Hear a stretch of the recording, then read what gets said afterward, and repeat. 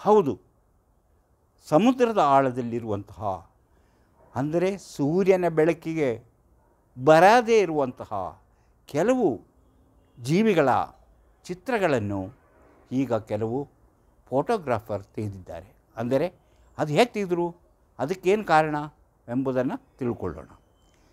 ಇದರಲ್ಲಿ ನಾನು ಮೊದಲನೇದಾಗಿ ಹೇಳ್ತಿರೋದು ಬ್ಲ್ಯಾಕ್ ಸೀ ಮಾನ್ಸ್ಟರ್ ಅಥವಾ ಡೆವಿಲ್, ಬ್ಲ್ಯಾಕ್ ಸೀ ಡೆವಿಲ್ ಅಂತ. ಅದು ಒಂದು ಜೀವಿ. ಅಂತಹ ಜೀವಿ ಬರುವುದೇ ಅಪರೂಪ, ಅದು ಬರದೇ ಇಲ್ಲ ಅಂತಲೇ ಹೇಳ್ಬೋದು. ಅಂಥ ಜೀವಿ ದೈತ್ಯಾಕಾರದ ಜೀವಿ, ಅಂದರೆ ಅದು ನೋಡಿದರೆ ಅದನ್ನು ಭಯಪಡುವಂತಹ ರೀತಿಯಲ್ಲಿದೆ ಅದರ ದೇಹ ರಚನೆ. ಅದರಿಂದ ಅದನ್ನು ಡೆವಿಲ್ ಅಂತ ಹೇಳ್ತಾರೆ. ಮಾನ್ಸ್ಟರ್ ಅಂತ ಅದಕ್ಕೆ ಹೇಳೋದು, ಡೆವಿಲ್ ಅಂತಲೇ ಹೇಳ್ತಾರೆ. ಅಂತಹ ಒಂದು ಜೀವಿ ಮೆಕ್ಸಿಕೋದ ಬಳಿ, ಅಂದರೆ ನಮ್ಮ ಆಫ್ರಿಕಾ ಖಂಡದ ದೇಶಗಳ ಬಳಿ ಈಗ ಕಂಡು ಬಂದಿದೆಯಂತೆ. ಅಂದರೆ ಅದು ತೀರದ ನೀರು ಕಡಿಮೆ ಇರುವಂತಹ, ಆಳ ಕಡಿಮೆ ಇರುವಂತಹ ಜಾಗದಲ್ಲಿ ಅದು ಕಾಣಿಸಿಕೊಂಡಿದೆ ಅಂತೂ ವರದಿಯಾಗಿದೆ. ಇಂತಹ ಒಂದು ಮೀನು, ಅದು ಮೀನು ಜಾತಿ ಸೇರಿದ್ದು.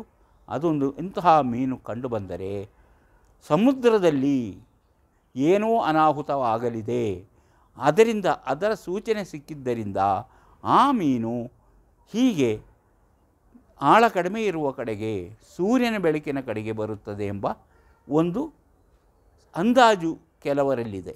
ಅಂತಹ ಮೀನುಗಳು ಇದಕ್ಕಿಂತ ಹಿಂದೆ ಬಂದಾಗ ಸಮುದ್ರದಲ್ಲಿ ಸುನಾಮಿ ಎದ್ದಿದ್ದಂತಹ ಅಥವಾ ಅಂತಹ ಬಹಳ ಚಂಡಮಾರುತಗಳಿಂದ ಅನಾಹುತಗಳಾಗಿರುವಂತಹ ಸೂಚನೆಗಳಿವೆ ಎಂದು ತಿಳಿಯಲಾಗಿದೆ. ಅಂದರೆ ಬ್ಲ್ಯಾಕ್ ಸೀ ಮಾನ್ಸ್ಟರ್, ಆ ಮಾನ್ಸ್ಟರ್ ಬಂದಾಗ, ಅಂತಹ ಮೀನು ಬಂದಾಗ ಇಂತಹ ದುರಂತಗಳು ನಡೆದಿರುವಂಥ ಸೂಚನೆ ಇದೆ. ಆದ್ದರಿಂದ ಈ sea devil, black sea devil ಬಂದಾಗ ಪ್ರಪಂಚದಲ್ಲಿ ಇಂತಹ ಅನಾಹುತಗಳು ಆಗುವಂಥ ಸೂಚನೆ ಇದೆ. ಅಂದರೆ ಈಗ ಸದ್ಯದಲ್ಲಿ ಏನಾದರೂ ಸಮುದ್ರದ ಆಳದಲ್ಲಿ ಅಂತಹ ಏನಾದರೂ ಪ್ರಕೃತಿ ವಿಕೋಪ ಸಂಭವಿಸಬಹುದು ಎಂದು ಕೆಲವರು, ಅಂದರೆ ಅದರ ಬಗ್ಗೆ ನಂಬಿಕೆ ಇರುವವರು ಅಂದಾಜು ಮಾಡಿದ್ದಾರೆ. ಅದೇ ರೀತಿ ನೋಡಿ, ಆಂಗ್ಲಿಯರ್ ಫಿಶ್ ಅಂದರೆ ಅದು ಸಹ ತುಂಬ ಹಲ್ಲುಗಳ ಇರುವಂತಹ ಒಂದು ಮೀನು.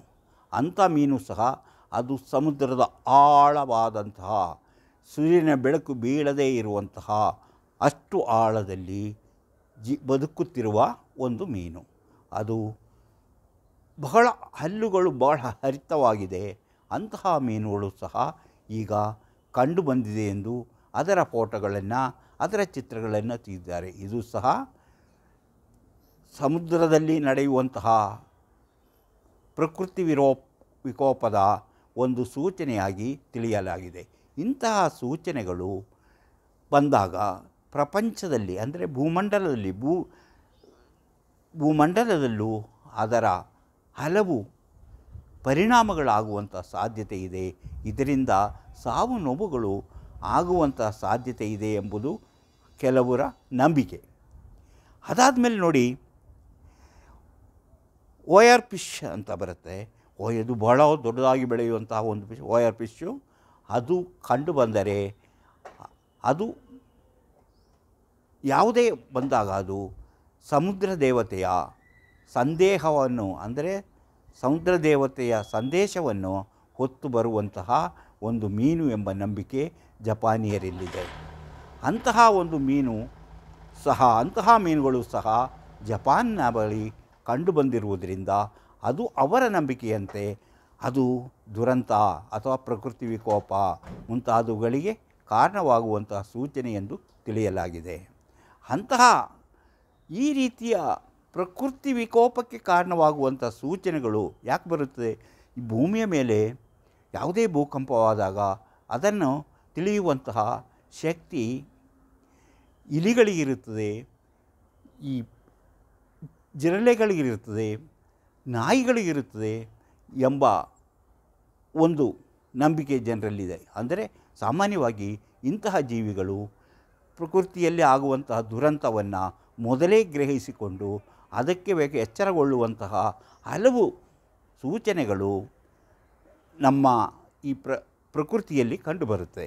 ಅದೇ ರೀತಿ ಇಂತಹ ಮೀನುಗಳು ಹೀಗೆ ಕಾಣಿಸಿಕೊಂಡಾಗ ಅಲ್ಲಿ ಇರುವಂತಹ ನೀರಿನಲ್ಲಿ ಏನೋ ಹೆಚ್ಚು ಕಡಿಮೆ ಆಗಿದೆ, ಅಂದರೆ ಸಮುದ್ರದಲ್ಲಿ ತಾಪಮಾನ ಹೆಚ್ಚಾಗಿರುವುದರಿಂದ, ಭೂಮಿಯ ಮೇಲಿನ ತಾಪಮಾನದಿಂದಾಗಿ ಅಲ್ಲಿ ಏನೋ ವಿಪರೀತವಾದ ರೀತಿಯಲ್ಲಿ ಬದಲಾವಣೆಗಳಾಗ್ತಾ ಇದೆ. ಆ ಬದಲಾವಣೆಯಿಂದ ಇಂತಹ ಮೀನುಗಳು ಮೇಲೆ ಬರುತ್ತಿದೆ ಎಂಬುದು ಜಪಾನಿಯರ ನಂಬಿಕೆ. ಅಂದರೆ ದುರಂತದ ಸೂಚನೆಯೊಂದಿಗೆ ಸಮುದ್ರದಿಂದ ಬರುವ ಜೀವಿ ಅಂದರೆ ಓರ್ಫಿಶ್, ಅಂದರೆ ಇಂತಹ ಮೀನನ್ನು ಕಂಡು ಬಂದಿರುವುದು ಬಹಳ ಅಪರೂಪ. 2011ರಲ್ಲಿ ಇಂತಹ ಒಂದು ಮೀನು ಕಂಡು ಬಂದರಿಂದ ಅಲ್ಲಿ ದುರಂತಗಳು ನಡೆಯಿತು, ಭೂಕಂಪನಗಳಾಯಿತು, ಸುನಾಮಿ ಎದ್ದೇಳಿತು ಎಂಬುದು ಜಪಾನಿಯರ ನಂಬಿಕೆ. ಅದೇ ರೀತಿ ಇನ್ನೊಂದು ಅಂದರೆ ಡೂರ್ಮಿ ಫಿಶ್, ಅಂದರೆ ಡೂರ್ ಡೇ ಫಿಶ್ ಅಂತ. ಇದು ಸಹ ಪ್ರಕೃತಿಯಲ್ಲಿ ಬದಲಾವಣೆ ಆಗುವಂಥ, ಅಂದರೆ ಸಮುದ್ರದ ಆಳದಲ್ಲಿ ನಡೆಯುವಂತಹ ಹಲವು ರೀತಿಯ ಬದಲಾವಣೆಗಳನ್ನು ಸೂಚಿಸುವ ಸಮಯದಲ್ಲಿ ನೀರಿನ ಮೇಲೆ ಬರುತ್ತೆ. ಈ ಜೀವಿಗಳೆಲ್ಲವೂ, ಈ ಮೀನುಗಳೆಲ್ಲವೂ ಸಮುದ್ರದ ಆಳವಾದ ನೀರಿನಲ್ಲಿ ಮಾತ್ರ ಬದುಕುತ್ತವೆ. ಅವು ಸೂರ್ಯನ ಬೆಳಕು ಬರುವುದೇ ಇಲ್ಲ. ಹಾಗೆ ಬೆಳಕಿಗೆ ಬಂದರೆ ಅವುಗಳ ಜೀವ ಹೋಗುತ್ತದೆ ಎಂಬ ನಂಬಿಕೆ. ಆ ರೀತಿ ಅವು ಬರಬೇಕಾದ್ರೆ ಕೆಲವರು ಹೇಳ್ತಾರೆ ಅದು ಬೇಟೆಗಾಗಿ ಕೆಲವೊಮ್ಮೆ ದಾರಿ ತಪ್ಪಿ ಬರುತ್ತದೆ, ಆದುದರಿಂದ ಇಂಥ ಸೂಚನೆಗಳು. ಆದರೆ ಸುನಾಮಿಯಂತಹ, ಭೂಕಂಪದಂತಹ ದುರಂತಗಳು ನಡೆಯುವಾಗ ಇಂಥ ಜೀವಿಗಳು ಸಮುದ್ರದ ಆಳದಲ್ಲಿದ್ದಾಗ ಅವಕ್ಕೆ ಅದು ಮೊದಲೇ ಸೂಚನೆ ಕೊಟ್ಟು ಅವು ದಾರಿ ಹುಡುಕುತ್ತಾ ಬೇರೆ ಕಡೆಗೆ ಹೋಗುವಂಥ, ತನಗೆ ಎಲ್ಲಿ ರಕ್ಷಣೆ ಸಿಗುತ್ತದೋ ಆ ಕಡೆಗೆ ಹೋಗುವಂತಹ ಸೂಚನೆಗಳು ಇದಾಗಿದೆ ಎಂಬುದು ಅವರ ನಂಬಿಕೆ. ಹಾಗೆ ನೋಡಿದರೆ ಇಂತಹ ಮೀನುಗಳು ಯಾವಾಗಲಾದರೂ ಒಮ್ಮೆ ಬಂದಾಗ, ಜನರಿಗೆ ಕಾಣಿಸಿಕೊಂಡಾಗ, ಬರೋದು ಗೊತ್ತಿಲ್ಲ, ಜನರಿಗೆ ಇದು ಕಾಣಿಸಿಕೊಂಡಾಗ ಇಂತಹ ದುರಂತಗಳು ಸಂಭವಿಸಿದೆ. ಈ ದುರಂತದ ಆ ಒಂದು ನೆನಪು ಜನರಲ್ಲಿ ಈಗಲೂ ಇರುವುದರಿಂದ ಇಂಥ ಮೀನುಗಳು, ಇಂಥ ಜಲಚರ ಜೀವಿ ಅಂದರೆ ಆಳವಾದಂತಹ, ತುಂಬ ಆಳ, 1500 ಅಡಿಗಳಷ್ಟು ಆಳದಲ್ಲಿ ಜೀವಿಸುತ್ತಿರುವಂತಹ, ಅಂದರೆ ಬೆಳಕು ಸ್ವಲ್ಪವೂ ಬೀಳದೇ ಇರುವಂತಹ ಪ್ರದೇಶದಲ್ಲಿ ಇರುವಂತಹ ಜೀವಿಗಳು ಮೇಲೆ ಬಂದುಬಿಡುತ್ತವೆ. ಅದಕ್ಕೆ ಮುಖ್ಯ ಕಾರಣ ಅಲ್ಲಿ ಬದಲಾವಣೆಗಳಾಗ್ತಾ ಇದೆ, ಏನೋ ತೊಂದರೆ ಇದೆ, ಆ ಸಮುದ್ರದೊಳಗೆ ಏನೋ ಅಪಾಯದ ಸೂಚನೆ ಇದೆ ಎಂಬುದು ಈ ಜೀವಿಗಳು ಮೇಲೆ ಬರಲು ಕಾರಣ. ಅಂದರೆ ಈ ಜೀವಿಗಳು ಈ ರೀತಿ ಬರುವುದರಿಂದ ನಮ್ಮ ಸಮುದ್ರದಲ್ಲಿ ನಡೆಯುವಂಥ ದುರಂತಗಳಿಂದ ಭೂಮಿಯ ಮೇಲೂ ಅದರ ಪರಿಣಾಮವಾಗಿ ಭೂಮಿಯಲ್ಲೂ ಹಲವು ರೀತಿಯ ದುರಂತಗಳು ನಡೆಯುವಂಥ ಸಾಧ್ಯತೆ ಇದೆ. ಇದು ಸಹ ಭೂಮಂಡಲದ ನಾಶಕ್ಕೆ ಒಂದು ಕಾರಣ ಎಂಬುದು ಹಲವರ ನಂಬಿಕೆ. ಅದೇ ನಂಬಿಕೆ ಮಾತ್ರ, ಇದಕ್ಕೆ ಯಾವುದೇ ವೈಜ್ಞಾನಿಕವಾದಂತಹ ಯಾವುದೇ ರೀತಿಯ ಒಂದು ಆಧಾರ ಇಲ್ಲ. ಎಲ್ಲವೂ ನಂಬಿಕೆ ಅಷ್ಟೇ, ಕೆಲವರ ನಂಬಿಕೆಯೇ ಎಲ್ಲರನ್ನು ಮುನ್ನಡೆಸುತ್ತದೆ. ಇಂತಹ ನಂಬಿಕೆಗಳು ಇರುವುದರಿಂದ ಮೊದಲೇ ಹೇಳಿದಾಗೆ ಈ ರೀತಿಯ ನಂಬಿಕೆಗಳು ಜನರಲ್ಲಿ ಬೆಳೆದು ಬಂದಿರುವುದಕ್ಕೂ ಇಂತಹ ಜೀವಿಗಳು ಮೇಲೆ ಬರುವುದಕ್ಕೂ ಏನೋ ಸಂಬಂಧ ಇರಬಹುದು ಎಂಬುದು ನಮ್ಮಲ್ಲಿ ಈಗ ಕಂಡುಕೊಂಡಿರುವಂತಹ ವಿಚಾರಗಳು. ಅದೇ ರೀತಿ ಈಗ ಡಾಲ್ಫಿನ್ಗಳು ಒಟ್ಟಾಗಿ, ಹಲವು ಡಾಲ್ಫಿನ್ಗಳು ಒಟ್ಟಿಗೆ ಸಾಯುತ್ತಿರುವುದನ್ನು ಕಾಣಿಸುವಾಗ, ಸಮುದ್ರದಲ್ಲಿ ಅಂತಹ ಡಾಲ್ಫಿನ್ಗಳು ಸಾಯುತ್ತಿದೆ, ಅದನ್ನು ಕಂಡಾಗ ಇದೀಂಥ ದುರಂತಗಳು ಸಂಭವಿಸುವುದು ಒಂದು ನಿಜವಾಗಿರಬಹುದೇ ಎಂಬ ಸಂದೇಹ ಹೆಚ್ಚಾಗುತ್ತಾ ಇದೆ. ಇಂತಹ ಕಾರಣಗಳಿಂದ, ಪ್ರಕೃತಿಯಲ್ಲಿ ಆಗುವಂಥ ಬದಲಾವಣೆಗಳಿಂದ ಜೀವನದಲ್ಲಿ ನಾವು ಇನ್ನಷ್ಟು ಕಷ್ಟ ಅನುಭವಿಸಬೇಕಾಗಬಹುದು. ಆದುದರಿಂದ ನಾವೆಲ್ಲರೂ ಪ್ರಕೃತಿಯನ್ನು ಹೆಚ್ಚು ಪ್ರೀತಿಸುತ್ತಾ ಅದನ್ನು ಉಳಿಸಿಕೊಂಡು ಬರಲು ಪ್ರಯತ್ನ ಪಡಬೇಕು. ತಾಪಮಾನ ಹೆಚ್ಚಾಗುವುದು ನಮ್ಮ ಈ ಎಲ್ಲ ಕಾರಣಗಳಿಗೂ, ದುರಂತಗಳಿಗೂ ಕಾರಣವಾಗುತ್ತದೆ. ಅಂದರೆ ತಾಪಮಾನವನ್ನು ಕಂಟ್ರೋಲ್ ಮಾಡಬೇಕಾದ್ರೆ, ಅದನ್ನು ನಿಯಂತ್ರಿಸಬೇಕಾದರೆ ಪ್ರತಿಯೊಬ್ಬ ಮನುಷ್ಯನು ಅದರ ಬಗ್ಗೆ ಎಚ್ಚರಗೊಂಡು ತಮ್ಮಿಂದ ಎಷ್ಟಾಗುತ್ತೋ ಅಷ್ಟನ್ನು ಮಾಡಿದಾಗ ಇಂಥ ಪ್ರಕೃತಿ ವಿಕೋಪಗಳನ್ನು ತಡೆಯಲು ಸಾಧ್ಯವಾಗುವುದು. ಇಂತಹ ಈ ಹೇಳಿದಂತಹ ಬ್ಲಾಕ್ ಸೀ ಮಾನ್ಸ್ಟರ್ ಆಂಗ್ಲಿಯರ್ ಫಿಶ್, ಅದು ಹೋವರ್ ಫಿಶ್ ಮತ್ತು ದೂರ್ಡೆ ಫಿಶ್ ಇವುಗಳು ಕೆಲವು ಸೂಚನೆಗಳನ್ನು ಕೊಡ್ತಾ ಇದೆ ಎಂದು ಹೇಳಲಾಗುತ್ತದೆ. ಅದು ಎಷ್ಟರ ಮಟ್ಟಿಗೆ ವೈಜ್ಞಾನಿಕವಾದ ರೀತಿಯಲ್ಲಿ ಅದಕ್ಕೆ ಯಾವುದೋ ಹಿನ್ನೆಲೆಯೂ ಇಲ್ಲ, ಆಧಾರವೂ ಇಲ್ಲ. ಆದರೆ ಜನರ ನಂಬಿಕೆ, ಹಿಂದಿನಿಂದ ನಡೆದುಕೊಂಡು ಬಂದ ಒಂದು ನಂಬಿಕೆಯಂತೆ ಇದು ನಮ್ಮ ದುರಂತಗಳಿಗೆ ಸೂಚನೆ ಎಂಬುದು ಕಂಡುಬರುತ್ತೆ.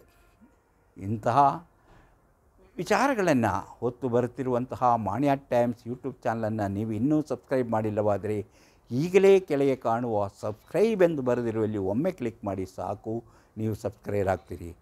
ಹಾಗೆಯೇ ಪಕ್ಕದಲ್ಲಿ ಕಾಣುವ ಗಂಟೆಯ ಚಿಹ್ನೆಯನ್ನು ಒಮ್ಮೆ ಒತ್ತಿ, ಆಗ ನಿಮಗೆ ಮಾಣಿಯಾ ಟೈಮ್ಸ್ ಯೂಟ್ಯೂಬ್ ಚಾನಲ್ ಯಾವುದೇ ಹೊಸ ವಿಡಿಯೋ ಅಪ್ಲೋಡ್ ಆದ ಕೂಡಲೇ ನಿಮ್ಮ ಮೊಬೈಲಿಗೆ ನೋಟಿಫಿಕೇಷನ್ ಬರುವುದರಿಂದ ನಿಮಗೆ ಎಲ್ಲ ವಿಡಿಯೋಗಳನ್ನು ನೋಡಿ ಹೆಚ್ಚು ಹೆಚ್ಚು ವಿಷಯಗಳನ್ನು ತಿಳಿದುಕೊಂಡು ನಿಮ್ಮ ಜೀವನಕ್ಕೆ ಯಾವುದು ಅವಶ್ಯಕವೋ ಅದನ್ನು ಅಳವಡಿಸಿಕೊಂಡಾಗ ನೀವು ಜೀವನದಲ್ಲಿ ಅಭಿವೃದ್ಧಿ ಆಗ್ತೀರಿ, ಯಶಸ್ವಿಯಾಗುತ್ತೀರಿ, ಹಾಗೆ ಸಂತೋಷದಿಂದ ಬದುಕಲು ಸಾಧ್ಯವಾಗುತ್ತದೆ.